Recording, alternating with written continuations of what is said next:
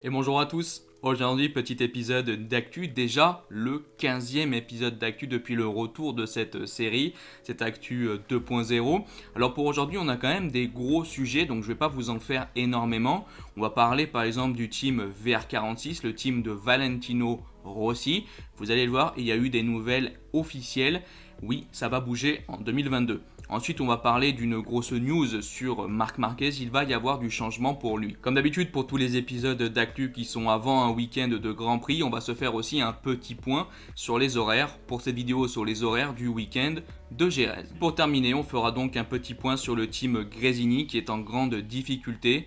Et on essaiera de terminer sur une note positive avec tout simplement une annonce sur le Grand Prix de France. Pour rajouter un petit truc aussi à cette introduction, demain à 18h je vais être en live sur MotoGP 21, donc n'hésitez pas à me rejoindre, c'est sur Twitch, le lien est en description. Donc bref, n'hésitez pas bien sûr à vous abonner à la chaîne si la vidéo vous plaît ou même à mettre un petit like. Allez, je vous embête pas plus, on passe donc à notre épisode d'actu.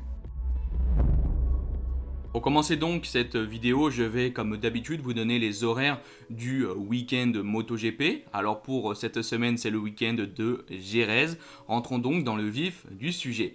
Vendredi, on retrouvera donc le MotoGP avec la FP1 qui commencera à 9h55 et qui se terminera à 10h40. Dans l'après-midi, c'est place à la FP2 qui commencera à 14h10 et qui terminera à 14h55. Samedi, on commencera la journée pour la catégorie MotoGP avec la FP3 à 9h55 qui terminera donc à 10h40.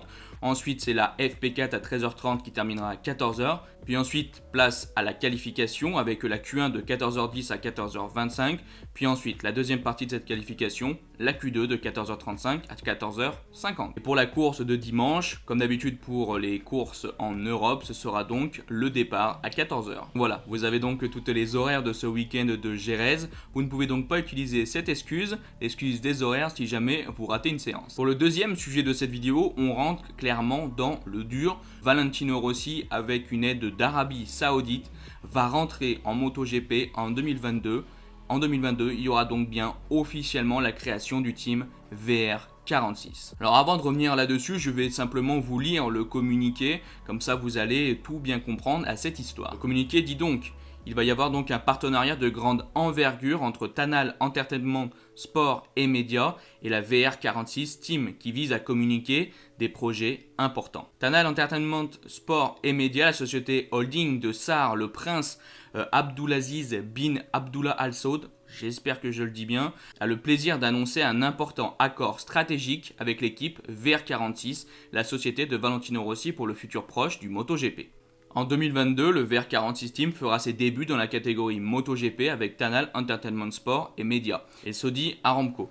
En tant que nouveau sponsor principal pour la période 2022-2026 sur la piste, le nouveau Aramco Racing Team VR46 avec le soutien d'autres sponsors importants de la scène mondiale. Saudi Aramco, une entreprise déjà fortement impliquée dans le sport automobile et la F1, fera donc son entrée dans le championnat du monde MotoGP 2022 avec l'équipe VR46. Et oui, on le savait maintenant depuis pas mal de temps, Valentino Rossi était à la recherche d'un sponsor pour enfin lancer officiellement son team VR46 en MotoGP. Maintenant c'est fait. Donc je vous le dis aussi tout de suite, dans cette vidéo on va pas parler du sponsor, du machin, j'y connais rien, je vais pas revenir là-dessus. Moi je parle de MotoGP, je vais donc me concentrer sur le sujet du MotoGP. Ça fait plaisir d'enfin voir arriver, on va dire réellement dans une structure officielle, le team VR46 en MotoGP. Maintenant il se pose encore une véritable question, sous quel constructeur ce team va arriver? Parce que oui, on sait que le team VR46 va arriver donc officiellement en MotoGP, on connaît maintenant le sponsor principal de cette machine, mais on ne connaît pas encore le constructeur. Donc là, il y a beaucoup d'interrogations. On parle des machines satellites de Suzuki, on parle peut-être des machines satellites de Yamaha. Bon, on parle aussi potentiellement d'une reprise du team Avincia. Voilà, il y a beaucoup d'interrogations. Et aujourd'hui, on ne sait toujours pas quel constructeur va choisir Valentino Rossi. Donc ça, faudra attendre encore un petit peu de temps. Mais bref, moi je suis juste heureux de voir que cette aventure VR46 en MotoGP va continuer, va même enfin se concrétiser. Et c'est la suite logique de Valentino Rossi, il aura vraiment marqué ce sport, c'est quand même fou par ses exploits, par ensuite son académie, par maintenant ses équipes, et le voilà maintenant en MotoGP avec son équipe, c'est quand même assez fou, vraiment du pouvoir on va dire de Valentino Rossi, pouvoir financier, l'ampleur qu'il a pris dans cette MotoGP. Et ouais, ça, c'est beau, c'est tout simplement beau, un très grand pilote, un très grand champion, et je suis content tout simplement de voir le team VR46 en 2022. Maintenant, j'attends vraiment de voir quel constructeur aura la chance de rouler avec le team VR46. Pour cette troisième news, on va parler du team Gresini. Il y a quelques mois, si vous avez raté l'information, je vous annonçais qu'Aprilia et Gresini décidaient donc de se quitter. Gresini cherche donc pour la saison 2022 jusqu'en 2026 un nouveau constructeur, une nouvelle équipe pour continuer en MotoGP. Pour l'instant, apparemment, les nouvelles ne sont pas très bonnes. Le team Gresini n'arrive pas à trouver un projet vraiment fiable. Comme proposition, il y avait par exemple le team Aprilia qui proposait donc deux motos satellites qui étaient donc vieilles d'1 an. Donc pour la saison 2022, des motos de la saison 2021. Donc c'est pas la meilleure offre, surtout que si Gresini a quitté le team officiel, c'est compliqué de se dire que c'est pour rejoindre le team satellite, ça fait quand même un peu bizarre. Donc c'est compliqué pour l'instant. Ensuite, il y a les autres offres. Il y a toujours cette interrogation par rapport au team Suzuki. On ne sait pas vraiment dans quel camp ils vont. De toute façon, il y a clairement une guerre entre le team VR46 Gresini. Chacun cherche la meilleure équipe. Il y a aussi l'interrogation avec la Yamaha Satellite. Ça fait maintenant pas mal de temps que Lin Jarvis nous dit que Petronas et Yamaha Official Factory sont en discussion, mais il n'y a pas réellement de nouvelles pour la saison 2022 jusqu'en 2026. Donc on se pose des questions. Est-ce que est-ce que le team Petronas ne va pas quitter Yamaha Satellite? Donc est-ce que le team Gresini pourrait donc essayer de reprendre cette Yamaha Satellite? Mais il faut une nouvelle fois pas oublier qu'il y a le team VR46 derrière, donc vous le comprenez, les possibilités sont quand même assez difficiles. Justement, la veuve de Fausto Gresini, Nadia Gresini, expliquait justement, hélas, que le MotoGP coûtait trop cher, environ 10 millions d'euros par saison, et que donc le projet devenait de plus en plus compliqué à réaliser. Donc oui, il se pourrait donc qu'on ne retrouve pas le team Gresini de 2022 jusqu'en 2026, et c'est quand même assez embêtant, pour rester poli. Pour notre prochain sujet, on va donc revenir sur Marc Marquez. Sur Marquez, j'ai maintes et maintes choses à vous dire. J'essaie de trouver le bon format pour pas vous saouler et vous faire 50 vidéos sur Marquez. En tout cas, aujourd'hui, on va parler du gros changement qui s'est passé dans l'équipe technique de Marc Marquez. Car oui, Gerald Buescher, l'ingénieur donné de Marquez depuis de très très longues années, va donc quitter Marc Marquez pour intégrer l'équipe test de Honda. Marquez change donc d'ingénieur donné. C'est donc Jenny Anderson qui arrive de KTM qui prend la place de Gerald Buescher. Et justement, Marquez est revenu là-dessus, et on comprend bien quand même que ce qui pourrait sembler être un petit changement ne l'est pas, et que c'est quand même quelque chose d'assez massif qui va changer pour lui. C'est à la fois un petit et un gros changement dans l'équipe, car Gerald Buescher était très important.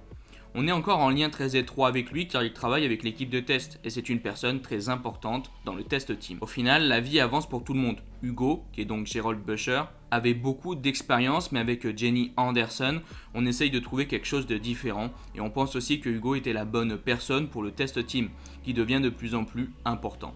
Il va apporter toute son expérience à l'équipe test, il me connaît, il connaît mon style de pilotage sur la Honda. Jenny arrive de KTM avec qui elle a beaucoup d'informations et une grande expérience en course en termes d'électronique et c'est le plus important sur une moto GP. D'un point de vue personnel, ça a été une décision très très dure parce qu'il fait partie de ma famille, il fait partie de mon équipe et je sais qu'il est content et qu'il continue à travailler pour moi.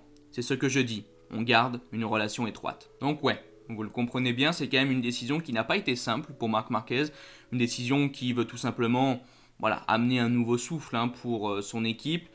C'est toujours assez compliqué pour les pilotes MotoGP de changer d'équipe, surtout un pilote comme Marc Marquez qui a été extrêmement attaché à son équipe. Son équipe l'a pratiquement suivi pendant toutes ces saisons.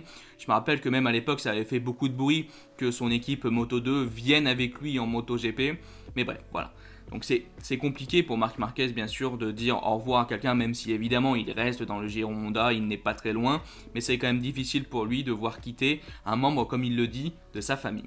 Donc bref, on verra bien ce que donnera cette nouveauté, si Marc Marquez sera oui ou non satisfait de cette nouvelle arrivée venant de KTM. Pour terminer cette vidéo, j'avais envie de vous donner donc une bonne nouvelle pour ceux qui ne sont pas abonnés à MotoGP.com ou à Canal+. Le Grand Prix de France sera donc en clair sur C8. Alors bon, on va me dire qu'on n'est pas réellement étonné, oui ça fait maintenant quelques années que le Grand Prix de France est en clair, mais ça fait quand même plaisir. Le Grand Prix de France, je vous le rappelle, il aura lieu donc le 16 mai, donc soyez présents, ce sera donc en clair sur C8, vous n'avez comme pour le début de la vidéo, aucune excuse pour le rater. Donc voilà, on arrive donc à la fin de cette vidéo et je vous remercie de l'avoir regardée. Si elle vous a plu, n'hésitez pas à la liker, partager, commenter. Bye bye les potes. Ciao.